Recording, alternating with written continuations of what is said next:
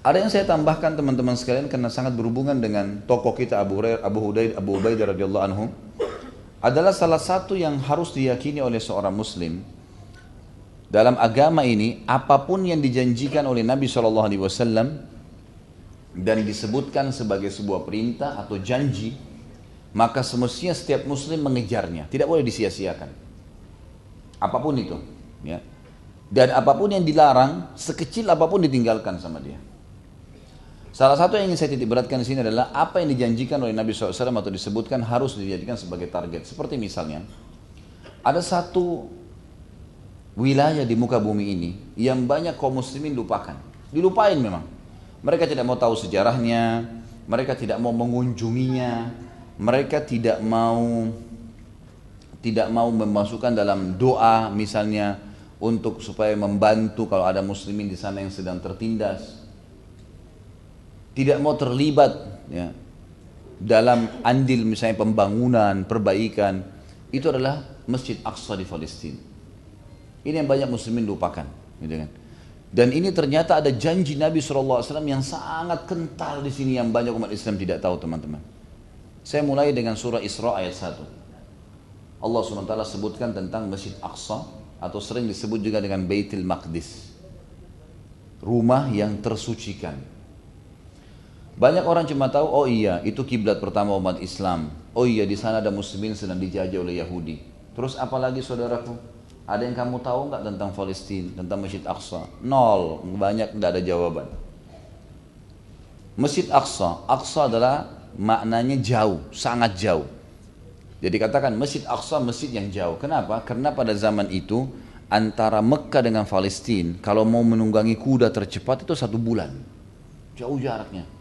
Maka Allah mengatakan di awal surah Al-Isra ini, A'udzubillahi minasyaitonirrajim, Subhanalladzi asra bi 'abdihi lailan minal masjidil haram ilal masjidil aqsa alladzi barakna haulah. Segala puji bagi Allah yang telah, ya, maha suci Allah yang telah memperjalankan hambanya Muhammad di malam hari dari Masjidil Haram Makkah ke Masjidil Aqsa, di tempat masjid yang jauh. Apa sifatnya Masjid Aqsa? Alladzi barakna haulah, yang telah kami berkahi di sekitarnya. Makna diberkahi kata para ulama adalah tempat ini ada perintah untuk mengunjunginya, tempat ini ada perintah untuk mengetahui tentang sejarahnya, tempat ini ada perintah untuk mempertahankannya.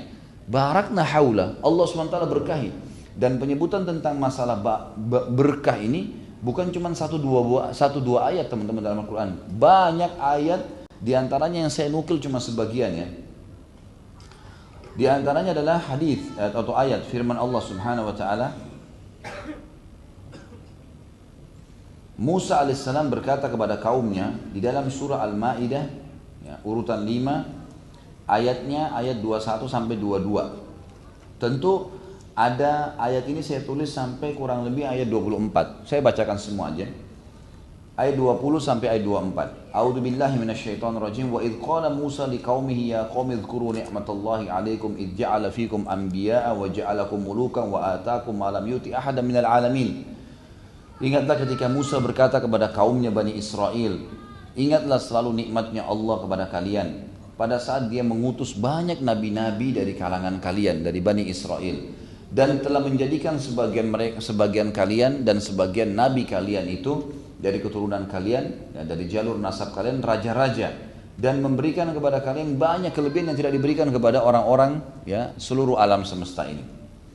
Ya qaumi idkhulul ardal muqaddasata allati kataballahu lakum wa la tartaddu ala adbarikum fatanqalibu khasirin.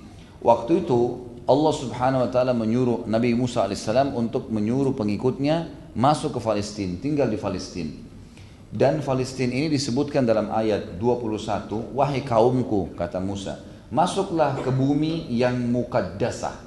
Muqaddasah maksudnya tersucikan, ya, wilayah yang tersucikan, yang telah Allah catatkan untuk kalian. Kalian bisa mendapatkan itu kalau kalian mau. Dan jangan sampai kalian menolak perintah itu sehingga akhirnya kalian termasuk orang-orang yang rugi. Qalu ya Musa inna fiha qauman jabbarina wa inna lan nadkhulaha hatta yakhruju minha fa in yakhruju minha fa inna dakhilun.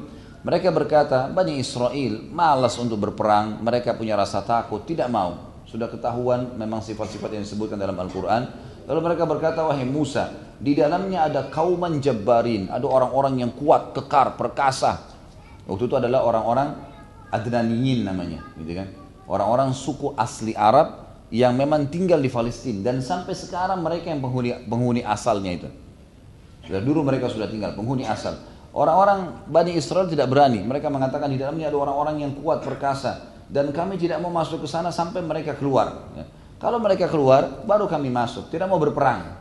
Carilah jalan hai Musa supaya mereka keluar dengan sendirinya.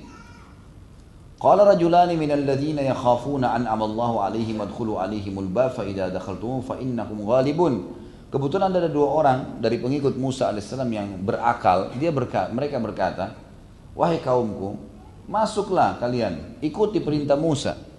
Dan kalau kalian melakukan itu, pastilah ya kalian akan diberikan kemenangan oleh Allah. Wa 'alallahi fatawakkalu in kuntum mu'minin. Maka bertawakkallah kepada Allah kalau kalian betul-betul beriman kepadanya. Qalu ya Musa inna lan nadkhulaha abadan ma damu fiha fadhhab anta wa rabbuka faqatila innaha huna qa'idun. Ini balasan yang tidak sopan dari Bani Israel kepada Musa alaihissalam. Mereka berkata, wahai Musa, kami tidak akan pernah berani masuk ke sana, tidak mau. Selama mereka ada.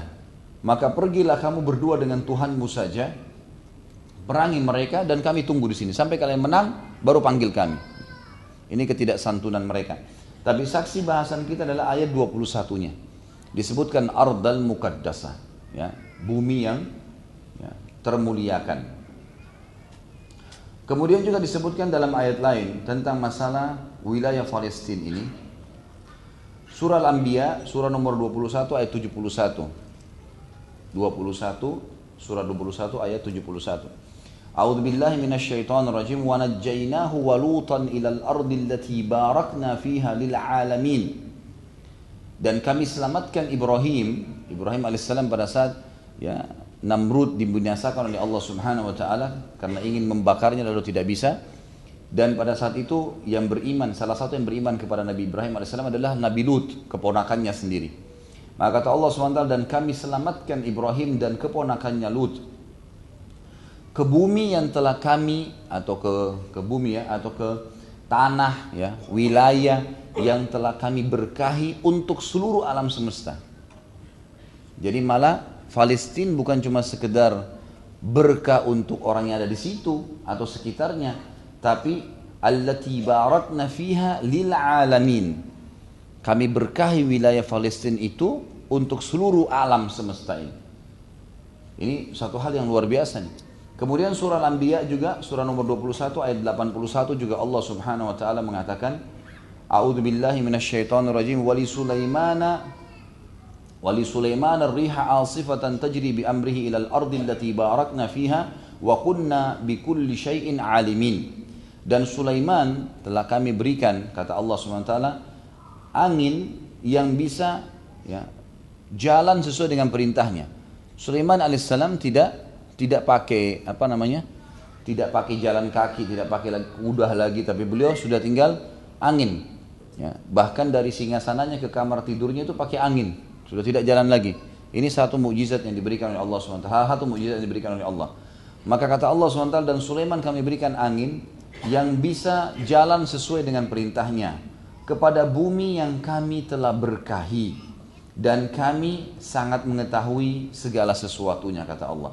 Ada saksi bahasan allati ilal ardi allati barakna fiha. Jadi Allah terus ulang-ulangin dalam banyak ayat Al-Quran bahwasanya bumi Palestina itu diberkahi gitu.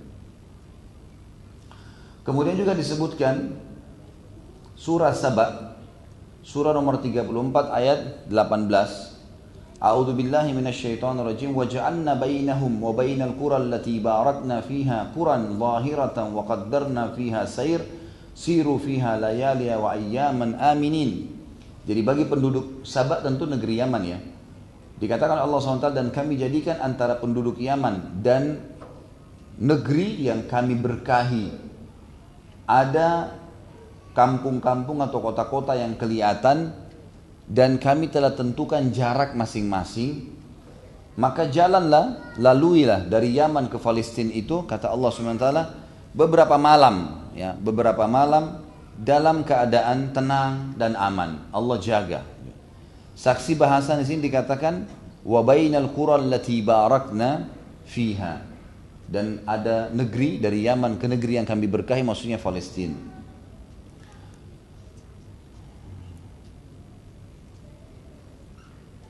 Kemudian kita dengarkan beberapa hadis Nabi SAW yang banyak juga dilupakan oleh kaum muslimin. Di antaranya Masjid Aqsa yang ada di Palestina itu dibangun oleh Ibrahim alaihissalam, dan dia termasuk masjid kedua setelah Masjid Haram di muka bumi. Dan pada saat disebutkan masjid, maka berarti kita sedang berbicara tempat ibadahnya kaum muslimin. Karena seluruh nabi-nabi agamanya muslim. Bahkan Ibrahim alaihissalam dikatakan dalam sebuah ayat Allah SWT berfirman, huwa sammakum muslimin, dia yang paling pertama memberikan kalian julukan muslimin. Dalam sebuah hadis yang sahih riwayat Bukhari Muslim, Abi Dzar radhiyallahu anhu pernah bertanya kepada Nabi SAW, ya Rasulullah, masjid mana yang paling pertama dari muka bumi untuk ibadah kepada Allah? Maka kata Nabi SAW, Masjidil Haram di Mekah. Masjid Haram Mekah ini Ka'bah pertama kali dibangun oleh Adam dan Syith alaihimussalam. Kemudian datang banjir Nabi Nuh alaihissalam, akhirnya menghancurkan semua termasuk bangunan Ka'bah, hancur tinggal pondasinya. Pada saat Ibrahim alaihissalam datang, Ibrahim membangun kembali Ka'bah itu.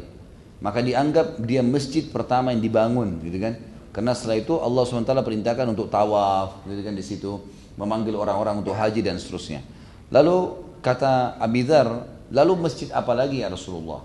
Kata Nabi SAW, Masjidil Aqsa. Yang kedua Masjid Aqsa. Kalau Masjid Haram disuruh datangin, maka Masjid Aqsa juga sama berarti. Lalu kata Abi Dzar, berapa jarak antara keduanya? Masa pembangunannya? Kata Nabi SAW, 40 tahun. Jadi setelah Masjid Haram dibangun Mekah, lalu Ibrahim alaihissalam hijrah pergi tinggalkan Mekah menuju ke Palestina, lalu membangun Masjid Aqsa. Jaraknya 40 tahun. Makanya keluar hadis yang lain juga riwayat Bukhari, kata Nabi SAW, la tashuddur rihal illa ila thalathat masajid. Tidak layak seseorang itu sengaja bepergian mengunjungi masjid kecuali 3. Maksudnya sengaja ingin melihatnya, mengunjunginya, tinggal di dalamnya, tinggal di sekitarnya, buka usaha di sekitarnya, dan seterusnya. Berhubungan dengan masalah dia ingin menetap di situ. Tidak layak orang muslim datang. Tashuddur rihal ini bisa berarti adalah pindah tempat, tinggal di sekitarnya. Kecuali 3 masjid. Masjidil Haram, Masjid Haram Mekah, Masjid Rasulullah SAW dan Masjid Rasulullah SAW, wa Masjidil Aqsa dan Masjid Aqsa. Berarti kita diperintahkan selain tinggal di Mekah dan Madinah, kita juga diperintahkan tinggal di Palestina. Ini dalil sahih semua ini. Gitu. Kemudian juga hadis yang lain diriwayatkan oleh Imam Muslim, saya langsung terjemahkan karena cukup panjang, tentang masalah Isra dan Mi'raj. Beliau mengatakan, dan didatangkan kepadaku burak. Burak itu adalah hewan menyerupai kuda. Dia antara kuda dengan keledai, berwarna putih, dan bagian tatapan matanya dimanapun dia menatap, maka kakinya sudah sampai ke sana. Dia bilang, lalu kemudian saya dibawa oleh burak tersebut ke Baitul Maqdis. Nabi sebutkan malam Isra Mi'raj itu saya dibawa ke Baitul Maqdis. Jadi ada kunjungan Nabi ke sana. Ini berarti juga ada sebuah hukum syar'i di sini. Lalu kemudian kata Nabi SAW, saya mengikat kuda tersebut, burak itu, di sebuah tempat yang memang semua nabi-nabi mengikat kuda mereka di situ. Ada makna yang lain. Kemungkinan burak ini bukan cuma ditunggangi oleh Nabi SAW, tapi semua nabi pernah diberikan kesempatan untuk mencobanya. Apakah itu ke langit, apakah itu di bumi, pokoknya pernah. Karena sabda Nabi SAW, dan saya mengikat burak itu di tempat yang nabi-nabi mengikat tunggangan mereka. Dan sampai sekarang di tembok Masjid Aqsa, jadi kalau kita anggap misalnya meja ini wilayah Masjid Aqsa, dan Masjid Aqsa itu sangat besar, 1,4 hektar.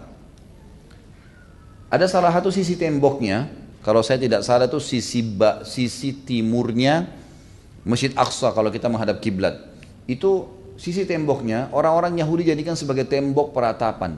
Mereka nangis-nangis di situ, gitu kan. mengaku dosa lah dan seterusnya mereka. Dan di situ tuh ada sekarang dipasang besi yang cukup besar dan itu menyerupai tempat ngikat untuk ngikat tali, dan itu kalau saya tidak salah terbuat dari emas, dan itu diyakini oleh kaum muslimin adalah tempat Nabi SAW mengikat burak itu, dan itu tempat diikatnya tunggangan para nabi-nabi. Kemudian kata Nabi SAW, lalu saya mengikat tunggangan itu di tempat yang semua nabi-nabi mengikat tunggangannya. Lalu saya masuk ke dalam Masjid Aqsa dan saya sholat 2 rakaat di dalamnya. Kemudian saya bertemu dengan para nabi-nabi dan seterusnya, cukup panjang hadisnya. Sampai akhirnya Nabi SAW mengatakan kemudian saya dimi'rajkan ke langit. Tapi saksi bahasan adalah Nabi SAW mendatangi Masjid Aqsa. Gitu kan. Kemudian juga kata Nabi SAW nanti dalam hadis riwayat Abu Daud dengan sanad sahih, nanti akan ada hijrah setelah hijrah pertama Mekah. Akan ada nanti hijrah setelah hijrah Mekah. Nanti ada muslimin hijrah tuh. Maka sebaik-baik tempat hijrah kalian adalah tempat hijrahnya Ibrahim alaihissalam. Ibrahim punya tempat hijrah 2 ya, Mekah dan Palestina. Maka pada saat itu akan banyak orang-orang yang buruk di muka bumi, dan bumi ini akhirnya menguasai mereka, dan Allah Subhanahu wa taala akan membangkitkan orang-orang buruk itu nanti bersama kerah dan juga babi-babi. Maksudnya berbentuk seperti itu nanti pada hari kiamat. Tapi saksi bahasan adalah disebutkan tempat hijrah yang baik adalah Mekah dan juga Mekah Madinah, karena dari Mekah hijrah ke Madinah, dan juga Masjid Aqsa atau Palestina. Juga hadis Nabi SAW yang disebutkan di dalam hadis riwayat Imam Ahmad dengan sanad sahih juga, akan ada dari umatku ini terus kelihatan berpegang pada kebenaran, dan mereka selalu melawan musuh-musuh mereka. Mereka tidak peduli dengan siapapun yang bertolak belakang dengan mereka, ya. Dan mereka terus saja mempertahankan agama Allah Subhanahu wa taala sampai Allah mendatangkan ya hari kiamat. Lalu para sahabat berkata, ya Rasulullah, di mana sih yang Anda maksudkan tuh? Pengikut Anda ini, umat Anda yang terus pertahankan kebenaran agama ini sampai datangnya hari kiamat. Kata Nabi SAW, kata para sahabat, di mana mereka? Kata Nabi SAW, di sekitar Baitul Maqdis dan di dalam Baitul Maqdis dan sekitar Baitul Maqdis. Berarti Palestina sekarang. Berarti di sini Nabi SAW menjelaskan kepada kita tentang akan umat Nabi SAW akan bertahan di situ dan akan ya menjadi atau Allah Subhanahu wa taala akan berikan kemenangan pada mereka, dan berarti umat Islam disuruh mempertahankan wilayah itu.